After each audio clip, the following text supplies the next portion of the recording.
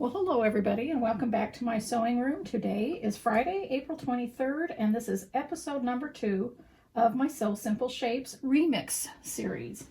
Now, I'm really excited about this to be able to show you another block. So this is block 1 that I filmed last month, and we are using, for that block, we used Prim of my Sew Simple Shapes. And if you're wondering what this series is all about, I will leave a link to the first episode so that you can read all about it and see what we're doing. But basically, in one sentence, I'm taking my Sew Simple Shapes and remaking them into a different block that you had seen before, so that you can see that they're not just to purchase and make the sew along quilt, but you can continue using them for a lot of different things.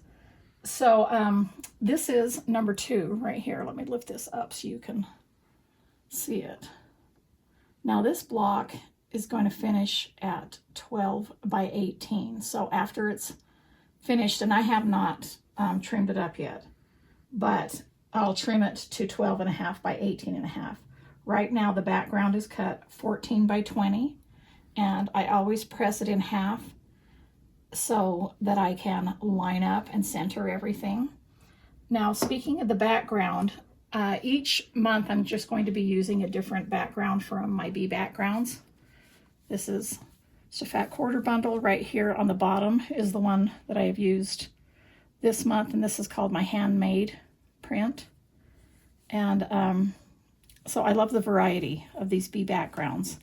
And last month, let's see, I think this was the sea glass circle. Yeah. All right, so let's talk about supplies for this month. So what we're doing for this month is we are using the Autumn Love Sew Simple Shapes.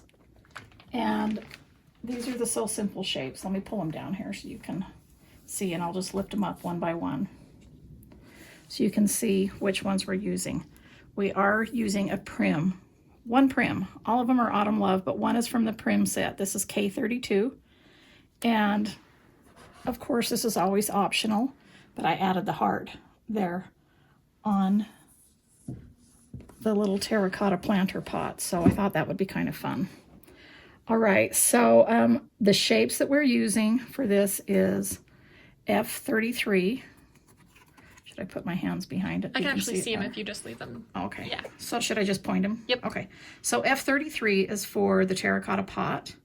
And then for the trim of the pot, we need to cut a 1 7/8 inch wide by 20 inches long strip to run that through the 1 inch clover bias tape maker. And that's what makes the top. And then for the stem, we cut that 5/8 inches wide, and I'm just using the same thing, this circle from my Prim fabric that I had left over. I like to prepare stems. I cut them 5/8 wide, and I showed you last month how I do this. Run them through the 1/4 inch bias tape maker by Clover, and then I just wind them on my leftover spools after I've used my vintage trim, and use, you know, my pins to pin them off so they don't fall off, and then I always have ready-made stems to go. Okay, so for the flowers, it's F24. For the large flower, we need one of those. Well, I didn't say this, but I assume you know we need one of the terracotta pot. And then we need 2 F23 for the 2 smaller flowers. And then we need 1 F2. This is the circle for the large flower, F24. And then we need 2 F1. That's the circle for the small flowers, and then we need 2 F10s for the larger leaves, and then we need 4 F5s. So that's the shape and the background and all of that we need. Now let me put that out of the way and pull this in so that you can see that I've traced on my shapes onto my interfacing. I use my sewing interfacing. This is not iron-on interfacing, because you'll see, if you've never done this method before, once you watch me do this method, you'll see why I don't use iron-on, because I need to shape it you know, I need to press it after I ironed it on. And I just rather use the Sue glue. This is by Sue Daily. I call it Sue glue. This is repositionable, but yet it holds your pieces down. And I much prefer to use this because of the freedom that it allows. So that's what I do for that. I just cut my interfacing. I take the shape, trace it on, and then I match it up to the fabrics. So this is just a few of the shapes that I'm going to sew today because, let me grab this and show you. To save time, I prepped my second block to this point. Here, let's bring it over here. So I've already done the small flowers, the leaves, the stems, the top of this, and I've left it open so that I can tuck the top of the pot in there. Now you can see that I have pressed about 1 inch under so that that can also fold around the top of the pot of this after I have run this through the tape maker. You may be wondering why I'm asking you to cut a 1 7/8 wide by 20 inches long, because you want to be able to run it through about 20 inches just to get it nice and smooth, because sometimes on the ends, you know, it will go a little bit crooked or something, but you can always use that center piece right there and fold that. So what it measures from here to here after the folds is 7.5 inches. So that's what you want. Now this stem is cut 8 inches long, and there's a little bit tucked under there. These are cut 3.5 inches long, and I've cut a little slant on the ends of these so they can tuck under there, and then a little bit tucks under there. And so I've sewn these already, these larger shapes, this flower I'm gonna do, and the larger leaves, and you know, the pot, they just repeat what I've already done. So this is what I'll be using when I finish sewing the shapes to, we'll go over to the work table and I'll show you how I lay out the block. All right, so if you have questions about fabric, I'm just using all of my fabric collections from past lines, things that I have in my stash from current lines. This is from Autumn Love. This green is from Farm Girl Vintage. This is from Flea Market. This is from Farm Girl Vintage. This is from my Bee Basics. This, let's see, these smaller leaves are from Farm Girl Vintage. This top piece is my pumpkin piece in the Bee Cross Stitch. Let's see, I think I covered everything. So those are the fabrics. So what I'm going to do is just grab these pieces and start sewing. But as far as supplies go, I always use a ruler for measuring afterwards. You want larger scissors so that you can trim up your pieces. These are my sewing scissors, the Bee in My Bonnet sewing scissors. I use my applique pins when I lay out. I always have a measuring tape on hand. Whoops. And I love this clover turner to shape my pieces. This is my seam roller that I use a lot to get my shapes flatter. And if you have a problem turning your pieces, you can use these hemostats. I don't use them. I don't have a problem turning, but if you do, the smaller pieces, then you can use these if you'd like. And then you need some smaller scissors, any kind. Anything's going to work as long as they're, you know, have a little sharp tip when we're going to be cutting the cleavage areas in the flower. And I'll show you what I mean by that. Okay, let me clear all this stuff off, and I'm just going to sew, and let me just explain. I'm not going to talk when I'm sewing, but I just want to show you maybe what I'm doing. So what I do is I take this with the traced side up. I just trace with the mechanical pencil so that I can see the line, and my fabric is right side up. Then I just take it to the machine, and I'm going to sew directly on this line. I'm not going to back stitch. I'm just going to over sew by about 1 inch from where I started, and that will connect it. Now, I'm sewing with Miss Dolly today. I do not need this, but I always keep it on. So, you know, you don't need that to sew this. I'm using a little bit of a smaller stitch, And I have my light off so that it doesn't have a weird glare, but yes, normally I do so with my light. And so what I do is you'll see how I chain piece sewing these by just grabbing the pieces, and I start to sew, and I don't clip my threads, I just continue sewing onto the next piece, and that saves time and thread. Okay, let's start sewing.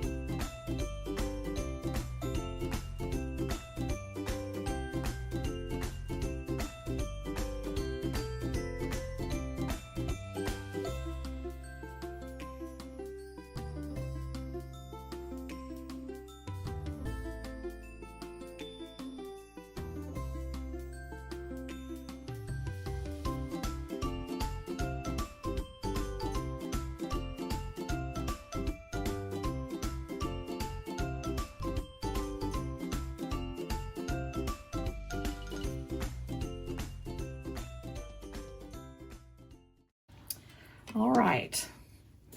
Okay, so I've got all of these pieces sewn, and then I trimmed them down to, like a scant 1/4 inch seam. It doesn't have to be exact, it doesn't matter. You just don't want to clip into the threads that you've already sewn. So the next step I do before I turn them right side out is I choose the pieces that need to be clipped as far as inner curves or cleavage areas. This is an outer curve, so we never have to clip that. Circles we never have to clip. There are no inner curves or cleavages here, so we don't have to clip.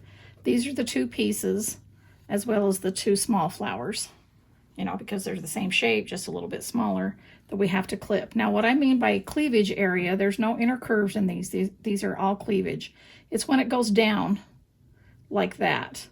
And so what you need to do is just do 1 clip right to the threads and not into the threads or past them, obviously, so that when you turn it right side out, it will lie flat. Because if you don't clip these first, it'll just bunch up in those corners, and they won't be able to open up right here in these areas and lie flat.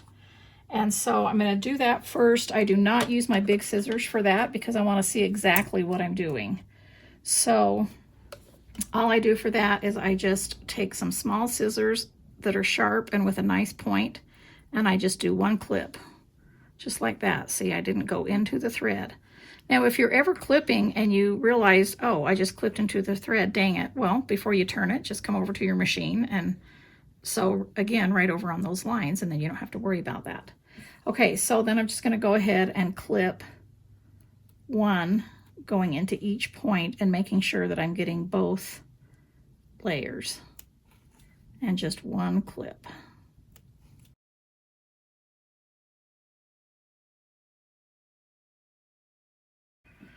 All right, so these pieces are clipped. The next thing I do is I take my seam ripper or my scissors. Let me show you both ways that I do it. And what I'm going to do is I just want to cut an X into the interfacing only. And so I'll just make a little clip by pulling that away from the fabric, and then I'll just go ahead and cut an X so that I can open that. It doesn't need to be great big.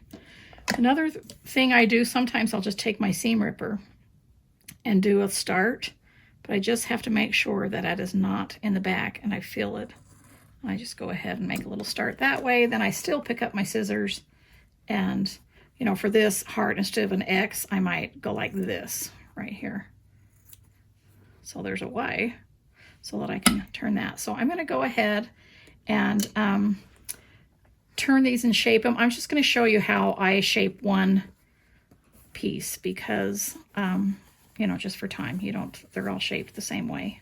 So what I do is I just turn it right side out, and then I just use my fingers to kind of push out those tips a little bit, but you know, using my fingers is not going to be enough to shape this. It's going to look kind of crazy before I pick up that the clover point-to-point turner and shape these points. Now again, I've gone all over this in detail in my other videos about my Sew Simple Shapes. And these videos are basically just to show you how to make each block, but still, I think it helps, you know, to go over certain things so that you can get refreshed maybe. Okay, so you're seeing that I'm taking this. I always have my interfacing facing me because I'm not pushing on the interfacing. I'm going behind all of those seams and I'm kind of pushing out the fabric.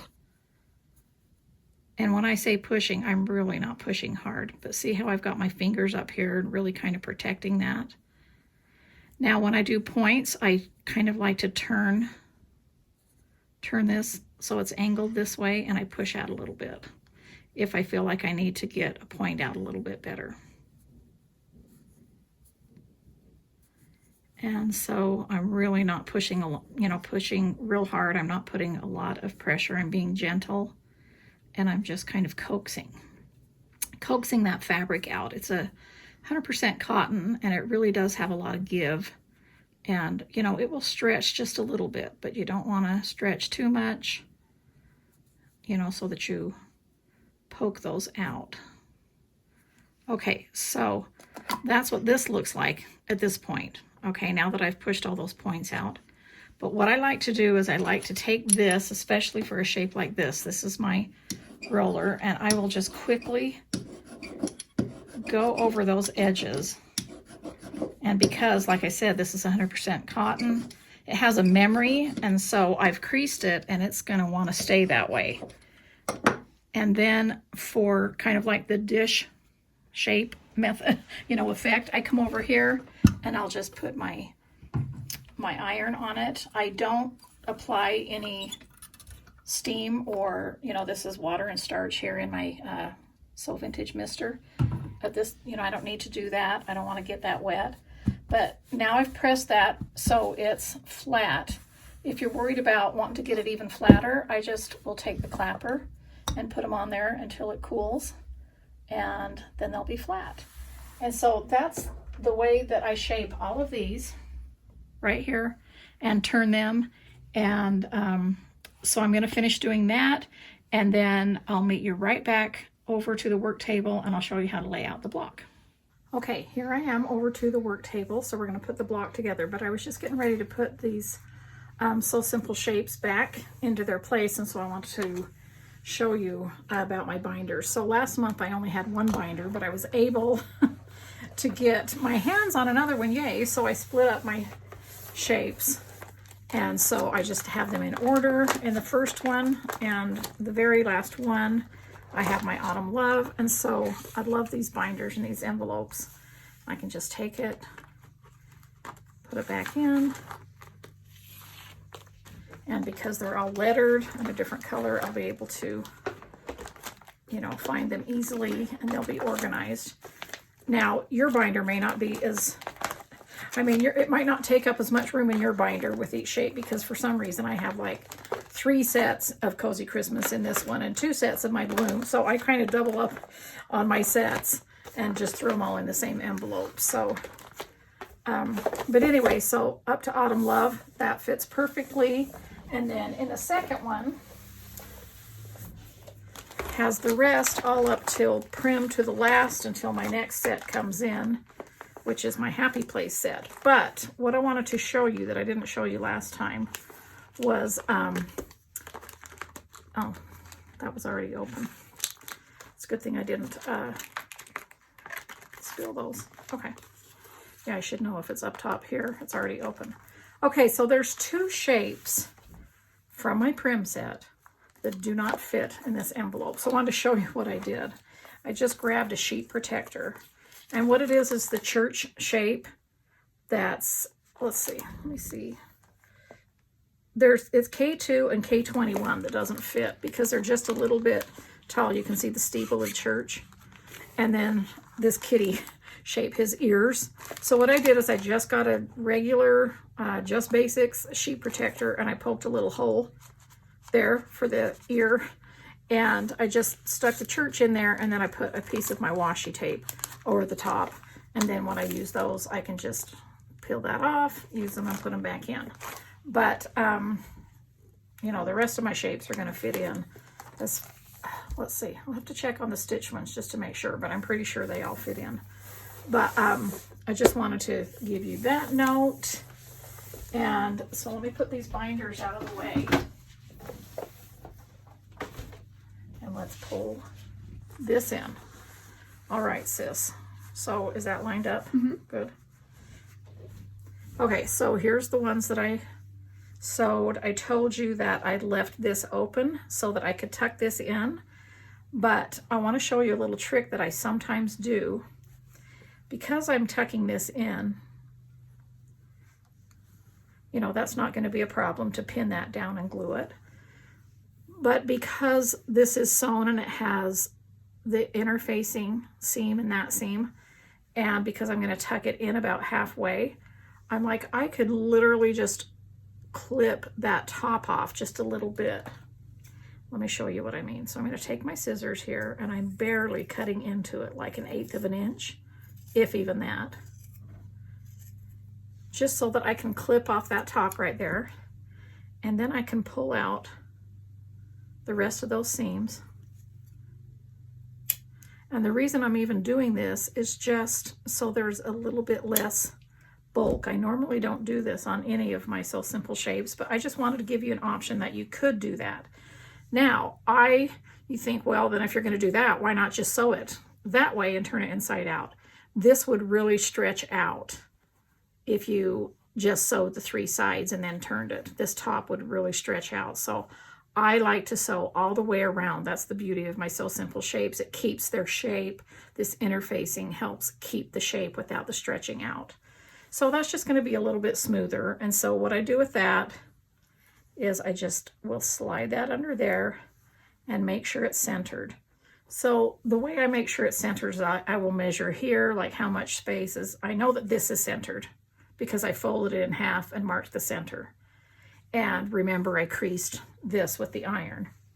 And so all I have to do here is, you know, I could obviously just measure. This is about 3.5 inches. So that way I could make sure that I have it, you know, centered that way. But I just always use a ruler, tape measure, and just center things before I pin them down.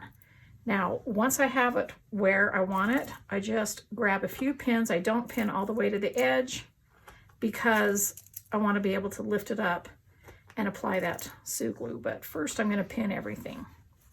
Now, this ends up being 1.5 inches up from the bottom of this if you cut this out, the 14 by 20. Isn't that what, let me look at my notes. Is that what I told you to cut it out at, 14? Yeah, 14 by 20. So you can measure up 1.5 inches, and that should be about right that way. So that's ready to go. These are all set, and I can finish gluing the other half of this down, you know, after that's over. Now, I do make sure that these are folded to the back just to give it a nice finish. And it kind of gives a little dimension, which I like. And again, this stem was cut 8 inches long with a tuck under here. These are 3.5 inches long. Now, before I start laying this out, I just want to give you a few measurements that maybe will help you. So from this leaf right here is 1/2 inch from the top of the pot. Okay, so that will help you. And then how I laid out my flowers first is they're 1.5 inches from the top of the pot. This ruler's 1.5 inches wide. I end up using this a lot because it's just small, easy to use to check measurements. So between these two, this is what I usually use. So this is 1.5 inches, but notice the points right here on this flower are going to line up with the side of that. Let me get that ruler in there because the pins are in there. So there's a point there and a point there. The center of that flower lines up with the side of this. And so then you can just go ahead and do it the other way, and that ends up being symmetrical, and that's about 11 inches wide. And because your block will finish at 12 inches wide, you know, that'll give it a nice 1/2 inch on each side to your borders. And then the leaves, I kind of used that 1/2 inch magical, you know, measurement. So here's the 1/2 inch here, 1/2 inch from here, 1/2 inch from the flowers this way. And then from here to here is 1 inch. So I hope those measurements help you. And then I just take the small circles and I glue those in. So now these have been, I'm going to go ahead and take these pins out just so they're not in my way, because I did this earlier and this glue, this Sue glue is already dried. So I'll take this out. And all I do is apply a little bit of glue. I'll do that here on this. I just lift up, and that's why I don't pin in right all the way to the edge at first. I glue first. And I'm going to go ahead and just run a few dots across here. And then underneath here. And then you can take your pins if you want and glue, you know, I mean pin all the way to the edge. And so that holds that into place while that's drying. I'll take that out. And then I can move these over since I've added glue, and kind of helps that edge go down. So I don't use a ton of glue. I just put dots all along, maybe where I would pin. Okay, so, and then I did the same thing with the flowers. I just lifted those up and glued them. All right, so with this flower, the other one measures, let me grab it, the first one that I made. So this first one right here that I made is about 16.5 inches tall. You wouldn't have to make it that tall. You could make it 16, but I wouldn't make it, you know, any taller than 16.5 or 17 inches because it's going to finish when you sew it into your project at 18 inches. Now at the end here, I do have an idea on how you can finish this block and a project that you can do with this. So stay tuned till that and I'll show you. So this, I'm just going to put a few daubs of glue around the outside, and I kind of like to center my circle before I put it on. Now if you're worried about centering that, instead of eyeballing it, you can just measure, you know, from edge to edge. And then now when you go to put your flower on, this is where you want to do your measurement. So I know I'm going to be able to put it in the center, and I'm going to do it 16.5. So I'm going to pull that up here to where that 16.5 measurement is. That's right there. And on my original one, I did it so that there's not a point at the top, but it's concave. That's where the cleavage is. So I'm going to stick that there. Put these pins down in there. These are my applique pretty pins, and I really like using these because they're just the right strength and the right height and the right thickness. So I really love using these for this step in my applique. Okay, so now once I've got my flower down pinned, now it's easy to see where I want my leaves to go. So what I want this leaf to do is I want it to touch the stem, but I want it to go nicely in between here. So what's nice is, and I did the same thing with these, is I first put a pin in the bottom of the leaf, and that way I can pivot it wherever it needs to go. But once the pin is there, it kind of helps start that. Okay, So now they're ready to go. And then the last thing I have to do is this cute heart. And so I easily I can see the center here. And I'm just gonna push it down so it's about 1/4 inch from the bottom and 1/4 inch from the top. And I just stick a few pins in there. And so I can go ahead and glue that down. And so that's what that looks like when I get it all ready and get it basted. So again, it's 16.5 inches tall. This is 11 inches wide. It could go a little bit wider if you wanted to, but I think 11's good. I like how that looked.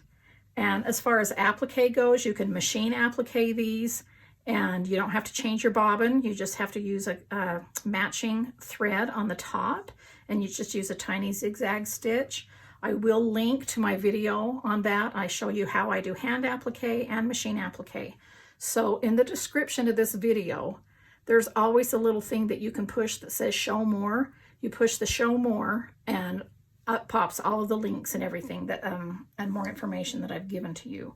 So I'll be linking to that. I'll be linking to the Riley Blake newsletter, which is, you know, I explained this last month, but I'll say it again. This is how you get these patterns each month, is subscribe to the Riley Blake Designs newsletter, and I'll be putting a new block in there the 3rd Wednesday of every month using my So Simple Shapes, and it will always be a surprise. And then the following Friday, which is today, then I will do a tutorial on that specific block and the measurements and what I used and, you know, things like that. So now these blocks are meant to just, you know, I want you to use your own freedom, your own ideas. This, I told you last time, you could make a project bag, pillow, whatever. This is finishes at a 14-inch square. These are not meant, you know, to go all in one quilt. That doesn't mean you couldn't do that if you wanted to figure out the measurements, but that's not why I'm designing it. I just want to play with my shapes. I want you guys to play with my shapes and think outside of the box and do some fun projects.